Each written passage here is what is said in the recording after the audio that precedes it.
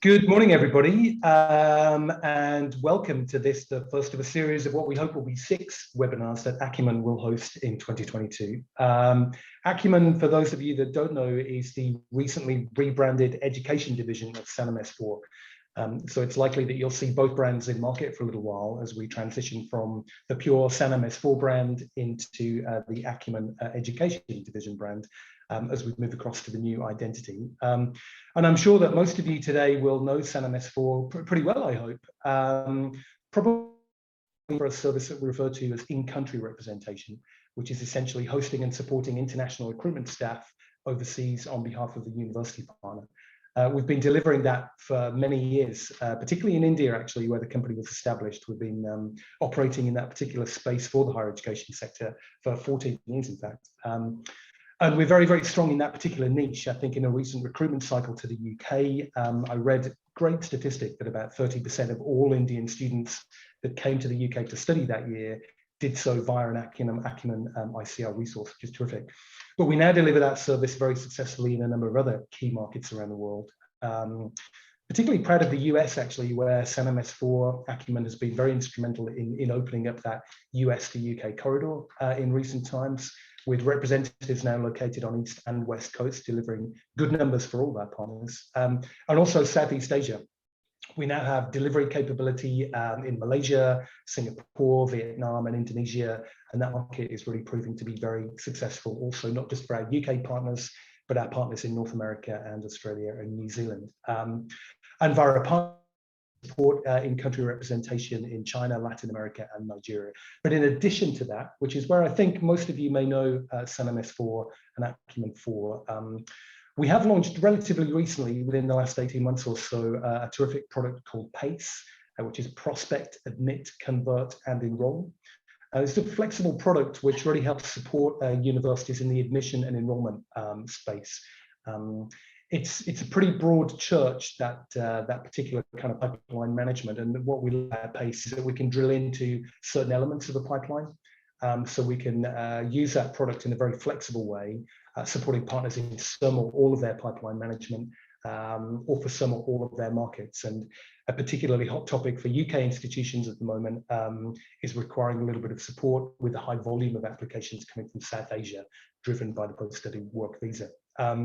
We also provide some terrific services in T&E. That'll be the topic of a future webinar, more on that later. But for now, I'll just say that Acumen has a really, really good partner matching service called Global Gateway Program, and can provide some bespoke consulting in that space. We're about to launch a project with a Russell Group University to help them define their T&E strategy for the next sort of 3 to 5 years, which is very exciting. Finally, broad consulting and research capability. We have a network of global kind of network of sector or market specialists that we leverage to just conduct broad consulting and research projects on behalf of our partners. So today, we're here to talk about a very, very broad topic of international student recruitment. This first session is intentionally broad. Future sessions that we'll deliver throughout the year will drill a little bit deeper into specific areas relating to international recruitment, and potentially in the autumn, we think particular markets. But for today, it's the very broad church of international student recruitment. And for now, let me just formally welcome everybody to today's session. We've had a very, very good response to this first session, with well over 100 people registering, mostly from the UK. But I'm thrilled to welcome our colleagues from Ireland, Australia, UAE, India, the US, Canada, Saudi Arabia, Nigeria, Qatar, Bangladesh, and Malaysia, and maybe even a few more from people that registered late yesterday. And I will say to each of you that today is designed to be an interactive session. So please do feel free to ask questions, either in the chat or preferably in the Q&A section at the bottom there. We will tackle questions either on the fly as we're talking about a particular subject, or we'll save them for the end, whichever we think fits best for the particular sessions or questions that come. So please be interactive, ask questions, and get involved. Finally, let me just kick off the session by introducing today's panel. And I'm delighted to say we've got a terrific panel lined up here today from an intentionally broad spectrum of UK universities. modern universities, Russell Group universities, and I'm thrilled to say that we have representatives here from north of the border in Scotland as well, which is great. So if I can introduce or ask each of the panel members to introduce themselves. If it's okay, Jen, I'll start with yourself. Sure, thanks very much, Pete. Hi everyone, my name is Jen Sloan. I am Head of Global Engagement and Recruitment at the University of Dundee. Delighted to be here today, looking forward to a really good conversation. Terrific. And Rachel McSween? Thanks, Pete. Hi everyone, Rachel McSween, and until next week, I am the Director of International Recruitment, Mobility and Partnerships at the University of York. And the accent belies the fact I'm actually not from York, I'm from Scotland, so I'm half in Jen's camp and half in Justin's. Thanks. Thanks, Rachel. And from next week, where will you be? I'll be working for IDP Connect. Excellent, thank you. And Justin, over to yourself. Right in the middle, as we've established. So Justin Wood, Director of Global Student Recruitment for Coventry University. Terrific, thank you for joining us. And yeah, hopefully a really, really interesting discussion. Willing to see, I'm sure it will. We've got some interesting topics to cover, and I'll probably cover the most obvious one first, if that's okay. And it relates to COVID. We can't have a session like this and not discuss COVID, and specifically how each of us will sort of see the sector hopefully emerging from 2 pretty crazy years of COVID-related travel restrictions and challenges more broadly. But I wonder if the panel can kind of comment on what you think the international student recruitment sector will look like as we begin to live with COVID and hopefully emerge fully from it. Rachel, I'll come to you first on that one. It's the pretty obvious kind of post-COVID question. I'll come to you first if that's okay. Yeah, thanks, Pete. And it is an interesting question because I think there's institutions, and we're in this category where we've had our most successful recruitment years ever. From an international recruitment perspective, and we've not been on planes for 2 years doing that. So there's this really interesting rub now between what we used to do and be successful and what we're doing now and being successful. And I think it's about how we reintroduce appropriate travel to our jobs and how we balance that off against in-country provision. And that's obviously we've got in-country provision in quite a few markets through SANAM, S4, how we balance off what those staff do versus what we want our UK staff to do. And obviously, if I think back to when I joined the sector, in the dim and distant past, a lot of what appealed to me was the travel aspect. And I think you attract people to these jobs because of the opportunity to go overseas and explore the cultures that they're recruiting from. So I think we'll just have to be really careful about how we reintroduce it for the right reasons and the right purpose, but also to balance it off against sustainability agendas, which I know have become a lot more vocal at institutions. And I think they're vocal for the right reasons. I think we want to look at our travel footprint, and what we used to do probably isn't sustainable and shouldn't be encouraged. And I think also on that side, Gen Z are much more focused on SDGs, and we want to be able to kind of account for the activity we're doing for the audiences that we're recruiting and working with as well. So it's about how we just reintroduce appropriate travel. And I suspect the conversation will move on to Edtech as well. And it's the same principle as reintroducing travel for the right reasons and working with Edtech for the right reasons as well.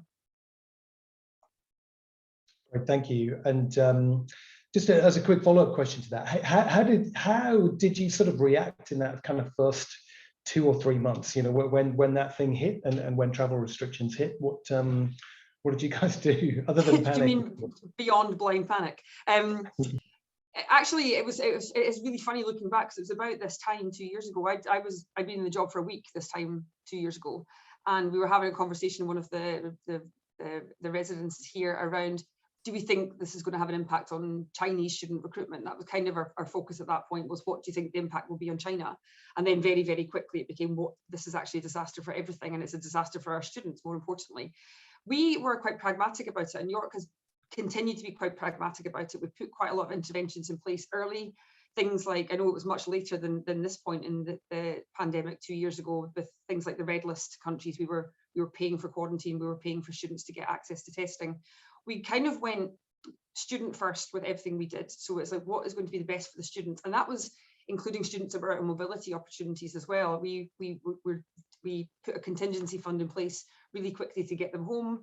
We supported students that were on campus with we're calling it lockdown loot. We were sending food to their rooms. We were sending kind of goodie bags. We were very proactive with how we were looking after them. So we took it slowly, and we just made sure that every decision we were making had the student benefit at the centre of it. And I think I almost can't remember the answer to that question, Pete. I almost think that kind of first 6 months went in such a blur that I can't remember exactly what we did, but we took a pragmatic approach, and we didn't really focus on the bigger picture in some ways, because the bigger picture was so overwhelming, including how much student recruitment income we would lose, how much income we'd lose through our residences not being occupied by students, how much income we'd lose by our catering outlets not being used. We kind of put all that to one side in some ways and said, what's going to be the benefits to the students of the behaviours that we're doing and the initiatives we're putting in place. Okay, thank you. Justin, I'll come to you next. You know, for those of you that don't know, I worked for Coventry University for a number of years, and my team, the partnership team, shared a floor actually with the international team in the IO at Coventry. And I'm really interested to hear your thoughts, Justin, on how you think. I mean, for those of you, I'm sure everybody on the call will know that Coventry is a bit of an international recruitment behemoth, you know, and have recruited to good volumes for a good number of years now. But in that sort of volume area, you know, the very, very successful recruiter of international students. How do you see things emerging as we hopefully come through the other side? Thanks, Pete. I mean, I think much of what Rachel mentioned resonates actually. And I think as I look back on that period as a sector, I think we can take broadly pride in that most institutions responded putting students first. So, you know, the wrangling that you have with your accountant wasn't present as we took the decision pretty quickly to refund accommodation. The decision to retain face-to-face teaching for as long as feasibly possible and then reintroduce it, but embed it with a great platform that's mobile first. All of that stuff was intuitively led by what was right for the student. And I think that was certainly the case at Coventry, which is a very different institution to York, but broadly speaking, I think reflective of the sector. As I think about that journey from my perspective, my vantage point, I mean, Coventry, the road to 2019, as you said, was a long one, and we did very well at growing international students year on year, intake by intake, a forensic focus on where you could move the needle and really move on that activity for that growth. And a lot of it was about defining what Coventry had to offer and understanding where Coventry's competitive advantage was and who our students were and how we could best service their needs. Now, the pandemic threw all of that playbook, you know, out to the window really, and many of those understandings of market dynamics, others had no option but to adopt practices that Coventry had proactively adopted because we wanted to grow. So I'm thinking about the recognition of qualifications from different markets, which suddenly you found Russell Group institutions and other institutions recognizing IELTS to assess English, kind of a recognition that you could take applications outside the UK. So all of this stuff, which ultimately serves to benefit students. So I think that we've gone through that period where perhaps there was certain areas where Coventry were the seeing leading the blind, and everyone can see now students will be the beneficiaries of that. But looking forward, there is a caveat, because that's the easy stuff in many ways, Pete. You know, the making sure that you're able to recruit the students. If you've got a good quality education and you've got a good product and you're in the right place and it's at the right price, those really basic stuff, if you've got that piece together, that's the easy bit.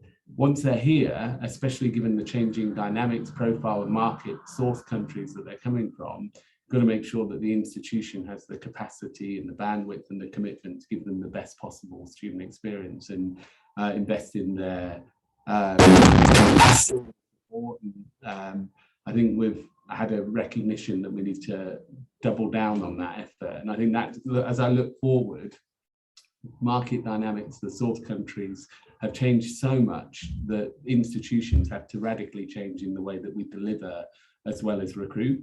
And for Coventry, that meant success coaches, it meant connecting recruitment right through to student experience when they're on campus, alumni and beyond, and integrating that into an ecosystem. So you have one view of the student, and it's not my job to bring them in and hand them off to the academics and say onwards and upwards, you know. So I think that was a big one of many real changes, deep and profound changes that have certainly been felt and impacted at Coventry, and not been easy to deliver actually.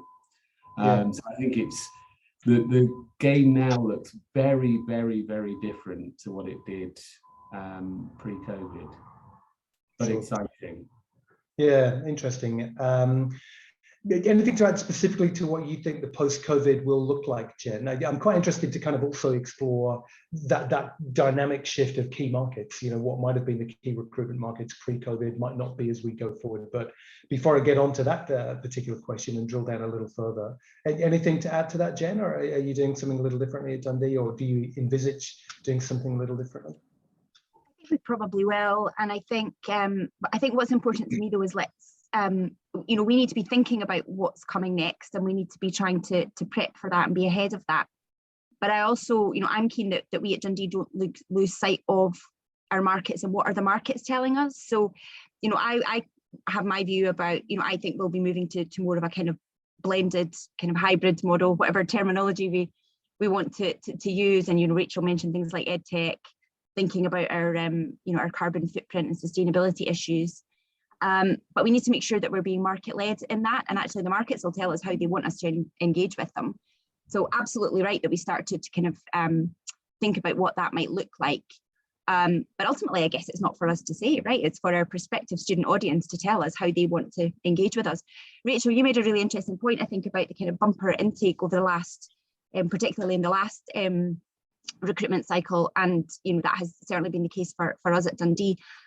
And the question I haven't yet got my head around is, to what extent is that because of the new channels that we're using and the new ways of working, and to what extent is that in spite of those new channels, and actually it's down to other factors, you know, which we'll come on to later, like, you know, Australian borders closing, for example, or, you know, the reinstatement of post-study work opportunities. So it's going to be very interesting, I think, to see how some of those issues play out, you know, and to what extent they were, you know, bigger drivers perhaps than a change in behaviour on the part of universities.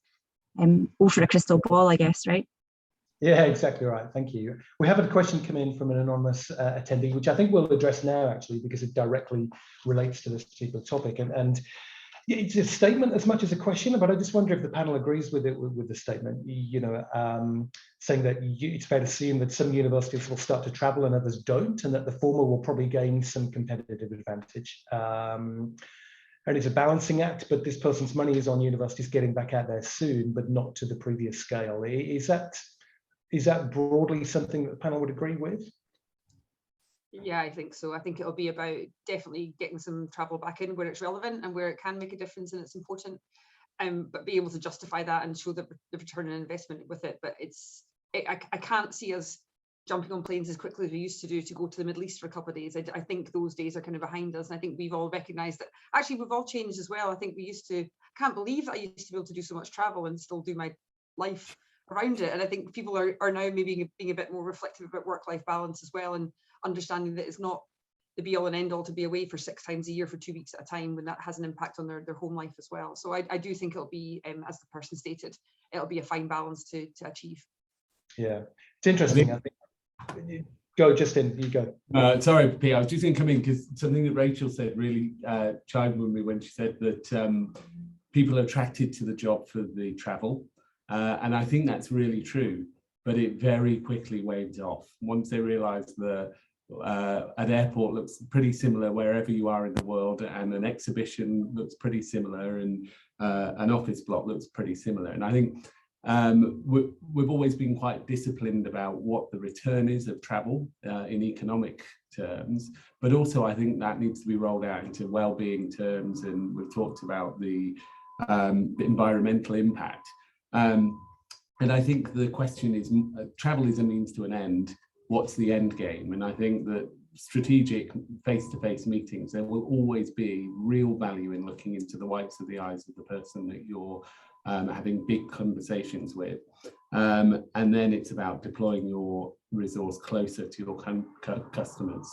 We've done that. We've got 11 countries where we have in-country staff.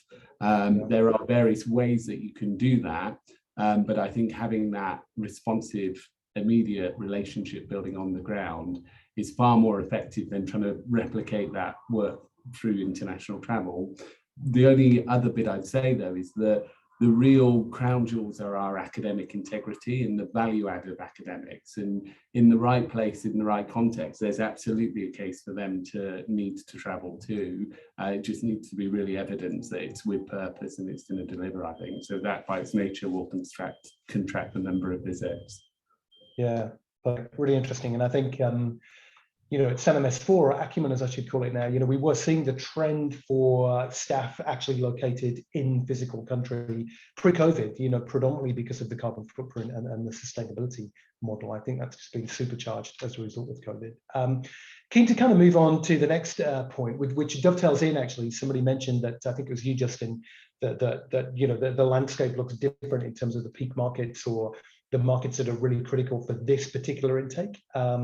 We're just entering the jaws now, I guess, of the peak international recruitment season for autumn intakes here in the UK anyway.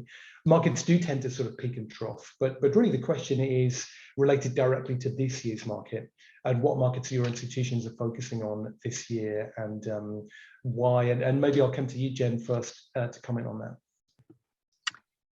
Yeah, really interesting. And I think, you know, we've seen definitely a move away from our East Asian markets, China in particular, you know, akin to many others. So that's still there, still holding up to some extent. But, you know, thinking about those, I guess, postgraduate business school programs, which have, you know, historically had that focus in terms of the student body, we're definitely seeing a shift away from that. There are positives associated with that, of course, in terms of diversity, in terms of business risk, in terms of student experience, all of that. I mean, I'm sure it'll come as no surprise to most people that Sub-Saharan Africa, South Asia this year have been, you know, off the scale for us, with all of the positives that brings and all of the challenges as well. They are markets where we do have in-country presence, and that has been hugely beneficial. Again, not to kind of prejudge questions that may be coming later on, but I'm sure we'll come on to that as a topic in itself. So that's somewhere where we're really focusing our efforts this year. Loads of questions there around, you know, to what extent those markets will hold up, the kind of macro environmental factors that have perhaps contributed to those numbers this year, to what extent we'll see that perpetuating into the future cycles. North America, USA in particular for us has been good this year. That's somewhere where we've kind of dabbled a little in the past, and we've had particular schools within the university who have been active in the USA in certain states, but not a kind of wholesale market priority for us previously. And that's an interesting one that's kind of coming up on the rails and that we're taking a good look at this year, because we've seen some real success there this cycle as well, which has been an interesting one. Yeah, the US is an interesting market. We sort of spotted that trend a while ago, which is why we've introduced capability in that space. And you know, we're seeing some pretty astonishing results for the universities that are dropping resources into the US, actually, particularly, and I have to say, not exclusively, but particularly in destination style cities like York, for example, and maybe Oxford and that sort of Harry Potter thing that resonates really well in the US market. But for all universities, you know, we're seeing you know, exceeding all expectation in terms of what we thought US corridor would look like. Rachel, I'll come to you next on that question. Anything different to Jen, or is it broadly a similar outlook for you?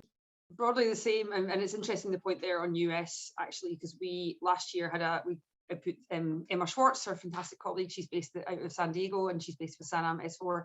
And she's done a great job that we just haven't had the kind of boots on the ground to do before. Last year we saw growth in that market. I think as a sector, the UCAS statistics show that the US is down this year at undergraduate level, and we're feeling that kind of pull through into our numbers as well. But it's balanced off by, as Jen said, kind of astronomical growth in from other markets. So we are over 75% growth in postgraduate applications from India, for example. And again, we can link that to a few things. We can link into in-country presence, absolutely. They've got a fantastic team there, but also the graduate route returning is really giving us that kind of the wind in our sails, and we're seeing the same thing from Sub-Saharan Africa. So not entirely different story from Dundee, but I know from experience that the volumes we're speaking about between Dundee and York would be pretty different. And we have got work to do with our diversification strategy. We've got work to do with making sure that the student experience is balanced across nationality groups. And where we've seen the growth in India and in Nigeria is great because it's going into kind of other disciplines as well. So when we talk about diversity at York, we're talking about diversity of nationalities, but diversity of discipline selection. And we have been, it's not been problematic, although last year it ended up being a bit problematic for one department, just because we saw people, the conversion was just nothing we could have predicted, and we ended up with way more students than we thought in one department, which we can say, oh, that's a good problem to have, but departments probably wouldn't agree with us on that one. But we're just seeing things actually moving into other areas of the university because of that nationality mix changing, which is really important for us. Yeah, sure. It's probably a good time to address one of the questions, actually, because it directly talks to that from Claire Penrice. Hi, Claire. Haven't seen you for a while. I hope you're well. And the approach to diversifying your markets and spreading risk. We've mentioned China not seeing the return to growth as expected, Nigeria growing, India obviously growing with post-study work visa. But do your institutions specifically sort of say, well, okay, we've got a hell of a lot of volume from China, we've got a good amount of volume from India, we've got to tactically try to drive other markets for that diversification piece? I mean, it's a difficult one, isn't it? And I recall from my time in international student recruitment, you've got to make hay while the sun shines in these particular markets. But what are you actually physically doing to try to diversify away from those sort of powerhouse markets? Justin, come to you first on that. I'm going to extend your analogy. So you make hay while the sun's shining, but you also fix the roof while the sun is shining in other markets. And I think you have to look at the markets almost as entities in their own right. So, you know, our approach has been twofold, really. Firstly, it's about the addressable, and by the way, we're talking about China and India as if they're monoliths. I mean, within those continent-sized markets, there are so many different Chinas and so many different Indias, and that feeds to the point about subject diversity and huge scope for certainly institutions where they've not historically been necessarily known for a particular subject area to venture into that subject area in one of these booming markets. And that's what we've done. It's also enabled us to sustain, I mean, we have 6 intakes a year now, and it means that you can sustain a plethora of courses for each of those 6 intakes, because viable cohorts, you know, this is a double-edged sword. You might have some interest in some niche subjects, but there's not sufficient volume to drive a viable cohort. So you use those high volume markets through the right channels to feed into those niche courses, sustain those, and that provides opportunity for students of all domiciles, including domestic ones, particularly at PGT level. So I guess it's really having that, I think, as Jen said, market-centered, market-led understanding of the world. And you start from the market and then see where you as an institution, Coventry, can feed into that. And for us, it's having a foot in China, a different foot to the one that we have in India, and then a very long tail. And being really explicit about our ambition in terms of market share for each of those countries in the long tail, and which bits of our portfolio are the right mix for those respective markets. And I guess as I think about the long tail now, actually China will always be China. I mean, there's lots of cause for optimism in the medium term for China, albeit that there's been a slowing down in the pace of growth and a bit of a contraction. But just to not far in that part of the world, as you think about Southeast Asia, actually that's where we've seen a real contraction, and it's been challenging. And it will be quite easy to retreat from those markets when you see the numbers go the wrong way. But we've invested in a new senior leadership team to drive recruitment, put more resource into the market, because there's, as has been alluded to, the threat of Australia opening. Having said that, that will recreate the environment where students have a propensity to travel again. And I think we've just got to have a bit of confidence in the UK that as the market opens back up and students begin to travel again, that will be propelled as Australia are really aggressively pursuing their reopening now with scholarships and discounts on visa fees and all of this exciting stuff to attract them to Australia. But it's the broader message that global mobility is back in order. And if we can't in the UK jump on that and win some share as the market reopens, with confidence about our proposition, I mean, that's the Coventry game, I think. So when I think about Australia's reopening, the diversity agenda, both in terms of course and domicile and market risk, Southeast Asia, Vietnam, Thailand, Indonesia, those markets are quite exciting actually. I think they're ones that you've mentioned, Pete, that you're looking at Sanam. They're certainly ones that Coventry are, and the economic underlying indicators look really positive for those. So I think that's an exciting part of the world. It is, and that's kind of covered the next question really in terms of where some of the emerging markets will be. And you know, I've worked in the Australian higher ed sector, as I know Rachel has actually, and people in that region do historically have tended to look sort of east and down rather than up and across the other way. And you know, certainly from Navitas days, you know, getting that Southeast Asia team to even focus on the UK student recruitment channel was quite hard because it was just so easy to just send them to Australian partners. But I do see that dynamic changing actually, and UK universities that are investing in markets like Malaysia, Vietnam, Indonesia, all of the kind of metrics and trend lines are suggesting that those markets will explode in terms of volume. If you look at the data coming down the pipe around the number of students at university age that's about to hit, you know, it's good to hear that those markets are offering some investments. We've got some good questions coming in, so I'm keen to make sure we leave time to address some of them. But given that we've got Jen on the call and also Rachel, I'm keen to just talk specifically about Scotland.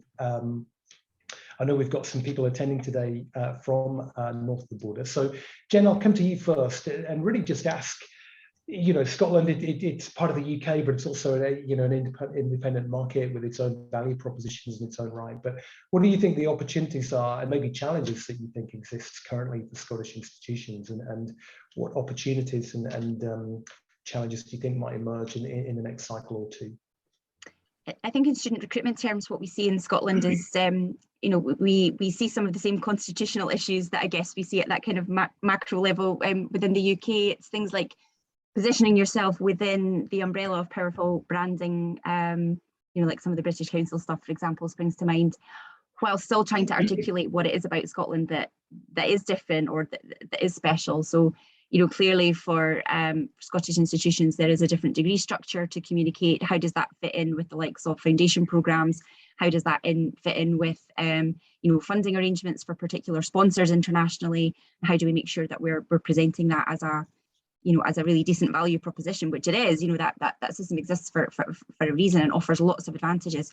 How do we communicate that to our international audiences in a way that helps them to understand the benefits of that, say, 4-year undergraduate degree, for example, rather than, you know, seeing that as additional time or expense? What can we be doing as institutions to try and mitigate against some of those perceived disadvantages for those students?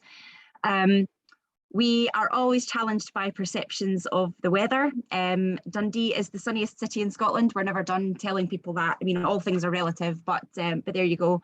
It remains the case. But, you know, I've had conversations with people overseas, you know, at exhibitions who said, oh yeah, and where are you? Scotland. Okay. Oh yeah, no, I'm not considering Scotland. It's far too cold. Do you have a conversation about that? And then in the next breath, they tell you that they're applying to an institution in Vancouver. And you think, well, okay, there's a definite, some definite work to be done there around what it actually means to be in Scotland. The other thing that's been interesting over the last couple of years is, you know, and I would be interested, you know, any Scottish colleagues who are on joining the webinar today, maybe put something in the chat or comments about this. To what extent has the Scottish Government's response to the COVID crisis, well, to what extent has that been really different, I suppose, and we could have a whole kind of separate conversation about that. But there certainly is domestically a perception that the response in Scotland has been different, and trying to, I guess, kind of articulate that slightly more cautious approach in those markets where we know that that is likely to resonate well. So thinking particularly about markets like China, for example, who are perhaps particularly risk averse about how other nations are handling the COVID response. You know, how we in Scotland can kind of have been able to differentiate ourselves from that, because I think that's a very nuanced message, and you know, is difficult to get that across. But yeah, interested if any other Scottish colleagues on the call have anything else to add to that. Yeah, we'll see if any comments come in. But Rach, you've worked at Strathclyde, obviously, and also Edinburgh Napier. Any thoughts, having sort of been north and south of the border? Yeah. What do you think about that? Yeah, and I know there's colleagues on the call. I'm seeing some very familiar names, Josie and Claire and various, and Stuart Shorthouse and various people from different institutions. So please do contribute your own views. I think one thing that I've always been proud of when I worked in Scotland and a bit jealous of when I don't is the kind of consortium approach, the Study in Scotland umbrella brand that I think is a really strong one internationally. And I think when I think back on exhibitions at NAFSA or API, there's a certain latent appeal of that, and people kind of they navigate towards the Scotland stand without really knowing why, I think sometimes. But I think we've got such a wide range of institutions in Scotland. I think there's only 19, but you've got Russell Group universities and ones that are hundreds of years old, right down to new universities that are doing really exciting things in the tech space. And I'm thinking of universities like Abertay and Napier, which are really embedded in sort of making sure students have got the right work experience, right up to, Josie's on the call from Edinburgh University, which is internationally renowned, and people flock to Edinburgh, and their numbers and Glasgow's numbers this year are just mind-bogglingly high with students wanting to study there. And you get everything in between. You've got Dundee, which is really strong on tech and medicine, and you've got a nice mix of institutions that offer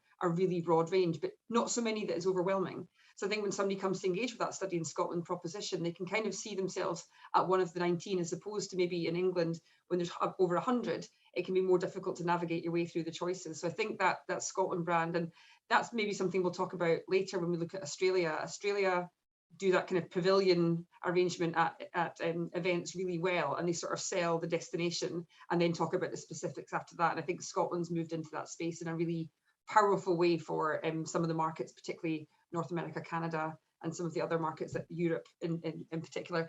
Jen, the answer to I don't know how different international students would see the Scottish response. It's been really interesting living in York and looking at Nicola Sturgeon's response to COVID, and we've been in England probably further ahead with relaxation of restrictions than Scotland has, and got family members that work in hospitality who were kind of pulling their hair out. But on the other hand, you get people that were going to Scotland because it was being more cautious with the way they were pulling back from restrictions. So again, if there's colleagues on the call that have got a view on that, I don't know if it's as different as we'd like it to be seen. I think it's a positive thing, but I don't know if there's that differentiation with an international market, or whether they just look at, unfortunately, Westminster as being the full picture. Yeah, that's pretty interesting, actually. The COVID response, just as an Englishman living in England, I do actually see a differential in terms of the way the Scottish government's handled COVID, but we'll see if any comments come through. We've mentioned Edtechs a couple of times, and again, it's a bit like the COVID response. It's an area that can't be ignored. Edtechs and aggregators in particular, I think, are entering the sector constantly, it seems, with the likes of Applyboard, attracting huge levels of investment.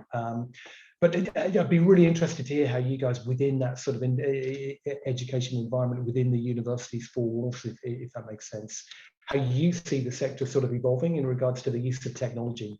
Not technology for the purpose of recruitment. I think Pete French has asked a question on that. We'll come, sorry, academic delivery, not the purpose of academic delivery, but the use of technology for the purpose of recruitment. Justin, I'll come to you first on that one. How do you see this all settling down? There's a big explosion of edtechs and aggregators, and where do you see the sort of medium long-term horizon sort of leveling out at, if that makes sense? Sure. I mean, this is kind of, it's almost like the discussion of wiping out checkbooks in supermarkets. I mean, genuinely, some of our processes in recruitment are so absolutely antiquated. And some of the more clever players in this space really get where the role of technology sits alongside people. And I think it's an in tandem and not one replacing the other. Software as a service has a huge role to play, but I think it's not the silver bullet. So I think people having that, this is still very much a relationship business between the institution and the prospective student, between the prospective student and their peers who have attended that institution. I mean, that word of mouth snowball, all of that stuff is going to be so important. Aggregators can play a really important role in amplifying that and streamlining that and making it more accessible and leveling the playing field, making it much more transparent and fair. at their best. And I actually think they can do that, and many of them are doing that. And if you sit down with, we've talked about IDP, but it could be any number of them, they will show you an exhibition with, and we love exhibitions because we've got this fond memory of the joy of them. But actually, if you're person 12 or 13 in a queue waiting to have a 2-minute conversation, that's not going to give you all the information that you want, and you'll be then referred to a website. It's not a great experience. Whereas qualitative, impactful discussions with the institution can be high value. Aggregators can just help, from a student point of view, take out all of the rubbish that goes alongside that thing. So at their best, they have a really good role to play. The final kind of point I make about them, though, is the tail doesn't wag the dog, and actually it's the institution that owns the relationship with the prospective student. And with any third-party relationship, we as institutions still hold that connection to the student, still need to be able to take them through our process and make sure that we're setting them up to succeed. I don't think we just wash our hands and devolve that responsibility, that they're a platform to help us do that. But some of the discourse around poor quality students or the wrong students, or I think it's not helpful, because ultimately it's the responsibility of the institution to work constructively with all of our partners in recruitment to make sure that the right student finds the right home in a university, I think. Yeah, it's really interesting. And you did use the phrase earlier, I think, seeing the whites of the eyes, be that of an agent or a prospective student, still feels like it'll be important. Jen, do you agree with that as a broad sentiment? I think it would, yeah. I think, my view on EdTech as it stands is that this is another potentially really powerful tool in the toolkit. I would completely agree with Justin that this isn't necessarily about elbowing out other kind of more traditional channels of recruitment. What we've seen at Dundee, we've been engaging quite hard over the last sort of 12 to kind of 16 months, I guess. And it's clear to me that the quality of your engagement with those platforms is what will drive the results. So for me, appearing on, 12 different aggregator sites right at the bottom of a list of search returns, doesn't feel like a particularly, useful place to be. But actually, choosing those key partners that you're going to account manage properly, that you're going to hold yourselves to account in terms of making sure that that we are servicing those relationships properly, and really going for it with them. That's where we're starting to see early results for Dundee. A couple of kind of specific observations. One is I'm very encouraged by what we're seeing already in terms of diversity. So, whilst we're still looking to kind of build up volume, the early signs for me are that we're getting results in markets that we are not currently active in, whether that's ourselves getting on aeroplanes in the past, or they're markets that we don't have an in-country presence in either. So there's that's potentially very interesting and very useful for us. And where I think we're getting the best feedback is around the breadth of our engagement with the prospective student audience. So making sure that you are putting up some really cracking academics, some really hot student ambassadors, who know their stuff and are able to speak intelligently about their Dundee experience. And I think what that does is add a richness to our connection with our audience, because it takes it that step beyond, important as they are, another personal statement workshop, or it's what can we do to differentiate ourselves and bring the Dundee experience to life for that audience. And I do think there are some really interesting opportunities to do that with some of the platforms that we're working with now. Okay, you're muted. You win the prize. You're the first one. It's at least once, isn't it? Every single one for the last 2 years, and there you go. I've taken one for the team. Rachel, similar experiences for you? Do you see that kind of EdTech aggregator space working hand in hand with the face-to-face tangible moving forward as it all kind of settles down? Yeah, and probably more so much the EdTech side of things, where I think there's a lot of solutions now in the market that will augment the student recruitment journey and the processes that we do on that side of the business. So I think it's about, like Justin said, looking at what people do well, and then looking at what technology and process can do well, and then making sure the two speak to each other. So first of all, addressing what problem it is you want to solve, whether that's diversity or whether it's looking at quality of students or looking at how you promote more niche programs, that's, you can use technology to do that, and you can use platforms to do that. But I think where there's the emerging part that really excites me is where the EdTech solutions will help with actually some of the processing of, say, admissions. So within admissions, and kudos to any admissions colleagues on the call, it's a really tough job, and it's the volume of admissions that come into the system can be really overwhelming. And it's thinking about what the role of EdTech is there, for example, with machine learning and AI, to make sure that actually some of the more monotonous aspects of student recruitment can be made better by EdTech, to allow us to go and do the stuff that actually adds the value and adds the meaning to the relationship, whether that's with the agent, the student, the parents. So it's about leaning into EdTech in that space as well. It's about buying products that help solve a problem that you've got. One of our problems at York, and we've not used an EdTech company, we've used a third party, I won't name, given I'm on a SANAM S4 call, but we've used a party to really help us with our admissions. And our admissions was that we were getting too many applications, and we wanted them all to be treated equally, but because of the time lag that then would be in place with actually our kind of resource level is static. If you can't move your resource level, what can you do? You can buy in some help in the areas that you need your problem solved, and it's been really successful for us. And it's about just trusting that those companies are there for the right reasons, and choosing a careful selection of those companies, I think. That's a really good point, actually. And the admissions and enrollment volume handling will probably, well, it will form the core of what the next session will be, what the next webinar will be. And it almost has been that kind of last bastion of stuff that universities have been reluctant to give over to a private third party. But I think with post-study work in South Asia in particular, there's such a huge volume of applications coming through the pipe of varying degrees of quality or completeness. We're talking to a lot of universities now currently that are really struggling to wrap their arms around the South Asia pipeline in particular. And it's so labor intensive, we're kind of chasing to get a complete application.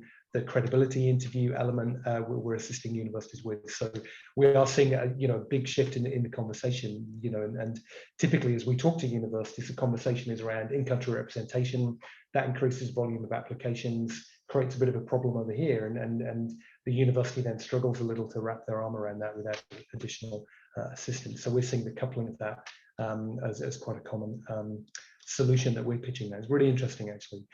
One final question before I get to Q&A, because there's been some terrific questions that have come through. Thank you. And again, it's been referenced, the last 2 years have been pretty crazy and pretty challenging. But the UK, it's interesting to hear, particularly yourself and Jen, Rachel, talking about the last intake being a great intake for you guys. And I think Australia closing its borders has been a small benefit actually to the UK, I think. But as the international sector kind of normalizes again and borders open up in Australia, where do you see the threats, and do you see Australia, New Zealand, Canada, and the US kind of threatening the UK volumes, and to what extent? And sensitive to the fact that we have got people from all those markets on the webinar, I'd love to hear your thoughts. Jen, I'll come to you first. Where do you see the threats for UK institutions as we emerge from COVID? If I was a betting woman, I would say that we probably are likely to see an impact of those markets reopening, but I think we should be approaching that with confidence. And I don't think we should be, shying away from the challenge. So, I mean, certainly here at Dundee, we have a healthy dose of realism, I suppose, about what the next sort of 1, 2, 3 cycles might bring.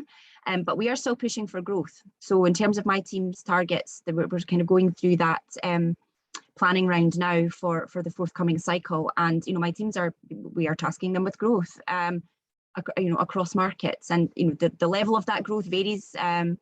But we're remaining bullish, and I think, Justin, I think you said earlier, let's be confident in the brand that we have, the experience that we have. We have those students who joined us this year who perhaps might, in other circumstances, have gone elsewhere. It's about making sure that, student recruitment isn't just about my team, right? Student recruitment is about the entire institution pulling together to work for our students. And what we want is for those students to be going back and telling their peers, telling their younger siblings, telling their former teachers, telling their agents about the experience that they've had. so that we can build on the success that we've had in the last 2 years. So I think we would be kidding ourselves if we didn't expect that there would be an impact of reopening of other markets. But bring it on. I think we're well placed to push on and do well in the coming years. Love the confidence. I really do, actually. The sentiment of that answer is terrific. Justin, Rachel, anything to add to that? I'd just say there'll be winners and losers, Pete. I mean, the last 12 months at Coventry have been completely unexpected in terms of the volume, and I think that's the UK story. When I think about the beginning of the pandemic, and we all thought it was going to be a car crash, and actually it was the polar opposite.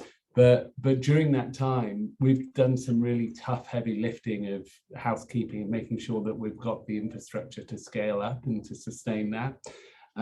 So big investment in Salesforce, in Rolly, some of the Edtech stuff that we've talked about, the people on the ground. And that's because we know that, and that's been really tough to do whilst dealing with the huge surge in applications. And I guess it's taken an institutional will from the recruiters on the front line, in admissions, the academics, everyone's been part of that effort. And it's meant that we've been able to completely reimagine our capability for the next 5 years. And I think had we not have done that, it would have been really challenging. But it will get us back to the first points of principle: ease of doing business, getting offer letters right and out quickly and first time. It'll open up the door to properly integrate the technical side of the recruitment journey. So some of the more sophisticated channels out there, APIing them into our, there's a world of opportunity there to just take out the noise from the process. And I think that we kind of grit our teeth and did that, knowing full well that there'll be winners and losers in the UK, and those that are kind of rode the wave of or made hay while the sun shine without fixing the roof, they're the ones who'll pay the price as the markets contract, I think, and that's definitely coming down the track. Not least because the pendulum will swing on immigration as well. So if it's not the opening of destination markets, it will be a change in sentiment about how boisterous we are. I mean, we haven't mentioned it yet. We hit our government strategy of 600,000 international students into the UK a decade earlier, which is a phenomenal achievement. How sustainable is that, and how much does that spur the impetus to keep it going and to double down as a country? I think that's what we'd all want to see, right? Yeah, I agree, and that's a very good point that you reference, and how much of that was kind of achieved on the back of some really unique market conditions. When everything sort of returns to normal again, will that trajectory continue, or will it flatline, or will it even go a little backwards? And yeah, interesting. Donald, thank you for the question. That was some really good. In spirit of time, I'll come to you first for the next question, Rachel, if that's okay. And it's a great question from Pete French. Good to see you again. Not literally see you, but good to see your name, Pete. Good to see you. And it's around that kind of promotion of hybrid and blended learning modes as a positive learning choice for students in the future, rather than the only choice in a COVID environment.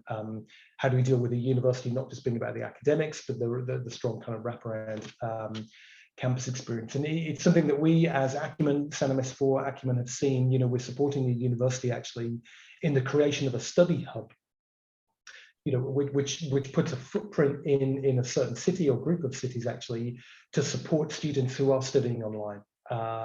So I know a lot of universities are sort of pondering this and dropping not a branch campus, but a study hub where students who are studying predominantly online can go. They can get support from non-academics, but support from university staff on how to research online. How they can have a place to come and study and to interact with their fellow students. So that hub model is really interesting. I know that's something Justin at Coventry has spoken about and is executing. Actually, the hubs are popping up all around the world. But Rachel, what are your thoughts on that? Rather than it just being a need and a reaction to COVID, how do you see the sort of hybrid, blended online learning models enduring? And as an international recruitment team, do you continue to promote them, or do you move back onto that kind of good old on-campus recruitment? Yeah, and it's a kind of perennial question, I think, but I don't think it's a different question than we were asking a few years ago about, say, distance learning, because I'm doing a distance learning MBA at the moment through Strathclyde, big up Strathclyde. And I go and I do most of my stuff online, and then once in every few months I go up to Glasgow and we do a weekend together and we do sort of a different type of learning experience. So that isn't much different to what we're talking about here. I think the difficult thing will be delivery. So we're thinking about international students doing hybrid. Are we considering them doing it at York, or are we thinking about them doing it in their home country? And if it's their home country, how do we deliver? Are we then thinking that we'll send academic staff to 10 locations around the world twice a year to deliver that in person? Or are we expecting the students to come over and do it? And it would also be, I think, Jen, you made this point earlier, what does the market want? Like, is there really a demand for it, or is it something that we're trying to almost create a demand for because we've done the hard yards of setting up those blended options in the first place? We had many discussions, as you can imagine, around even the semester just passed in September, around how many programs we would offer blended options for and for how long. So if there were students that wanted to come, could we service them as well as servicing students that weren't maybe able to come or didn't want to come until they worked out what might happen with the September peak. So it just feels like a question that I don't know if we've got enough information what the market demand is for hybrid. I think we know what the market demand is for in person. I think we know what it is for online, and we've definitely got a kind of upswing at the moment in our online. But I just don't know enough about what the market demand is for that middle ground for international students in particular. And it'd be interesting, also at Coventry for innovation, be interesting to hear what they've been doing and whether the conversations there are more advanced. Justin. Yeah, good point. Justin, do you want to riposte to that? Well, we are. So we have seen an uptick in online, and there is a clear demand for face-to-face, but there's also the ambiguous or grey area where much of the world is sat, and a lot of it is intake from the student's point of view, intake by intake. So the demand to have a soft landing, to be able to transfer it onto campus down the track, that's really prolific for a variety of reasons, actually. So in West Africa, South Asia, those booming volume markets, it's just their capacity to get here quickly, visas, all the rest of it. And in East Asia, there's still a lot of travel hesitancy. So hybrid, in the sense that they want to be able to start semester one in country and transfer, and sometimes they'll then ask to do semester two. And we have been very agile in that regard, and the rolling COVID concessions in terms of the immigration rules have enabled us to do that too. I think we want to bake in some of those good practices. With the best will in the world, we'll always have international students who arrive late. So giving them access from day one to their learning materials online, whenever they intend to get to campus, that needs to be baked in business as usual, I think, for us across our suite of programs, just because it sets them up to succeed, rather than them coming in week 3 or 4 of teaching and having to catch up. So I think it's that kind of stuff. That's where I think hybrid can play an immediate role in supporting students in that early part of their journey. But then the demand for online is definitely growing, and it's an area of the university group that's expanding in terms of the provision that's on offer and things. Yeah, it's a really interesting topic, and I love what I think you said, Rach. You know, the market will tell us what they want, right? And I think it's really, really important that the sector listens to that. We've probably got time for one more question. We're 2 minutes away from the end time. It's a really interesting question, actually, that segues into the next webinar topic, which will be around admissions and enrollment services. So are you guys seeing students becoming more demanding and expecting faster responses to inquiries and applications? And how are you sort of balancing that with there being such a big increase in volume? So it could be a simple yes or no answer, but I'm sure it'll be deeper than that. I was going to go to Jen, but I'll come to you first, Rachel.